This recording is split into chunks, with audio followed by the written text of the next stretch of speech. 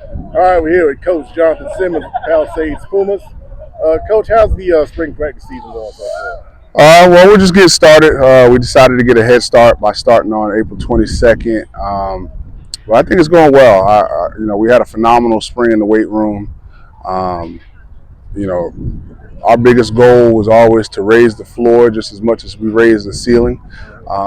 And I think the guys have really embraced that. And again, those guys have made the strides that we needed them to make, especially physically. But so now it's time to do it, on the field and continue to do it in the classroom and in other areas. Absolutely, man. Who are some players that have really, especially stood out? You about to get me in trouble. William Vernon has had a phenomenal spring as anybody. He's a twice a workout a day kid. He's a 3.3 GPA kid. If you look on his social media, last spring he was a 245 bench. He's benching 350-ish. He's squatting 500 plus.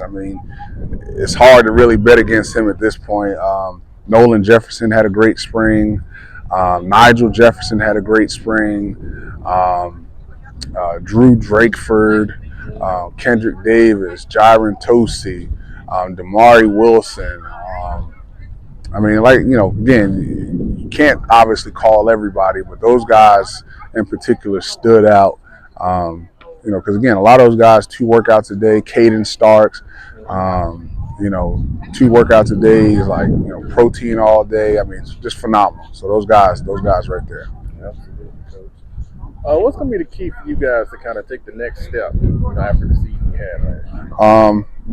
Our playmakers got to make more plays on offense, especially out on the perimeter. I feel like we got really 2 good backs. Fede Turner was an all-conference player, all-conference, not even all-conference, but conference player of the year, special teams player. So he helps us in 2 different phases of the game. And then you have Justin Falks, who is a hidden gem, but trust me, anybody who's in South Charlotte or this Steel Creek area knows Justin Falk's name. He's a youth football legend, and I know some people don't want to ever give credit to that, but he's a really, really good ball player.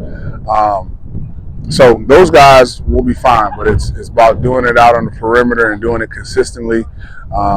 So we need to grow up out there because we will be a little young out there. So we need to grow up out there, and then. Defensively, we just got to minimize mistakes, communication mistakes, communication breakdowns. And I think as a team, really just a mental hurdle. I think there's a mental hurdle that comes with being a new program. Sometimes the scoreboard doesn't light up in your favor, and you got to still keep playing a 4-quarter game. You know what I mean? Last year, if you really break it down half by half or quarter by quarter, we were just about in every game. We had a very good and consistent RGKL team to a 7-3 game at half. We had came back from being down 21 zip against West Charlotte and made that a game. A team that went deep in the playoffs. So we've played with just about everybody who's talented. Myers Park game got away from us, so we'll tip our hat to them. But outside of them, we played with everybody. So it's really about just kind of playing through the mental hurdle part of it. Sometimes even removing your emotion and just keep playing. Just keep playing, keep fighting. So that's our biggest hurdle.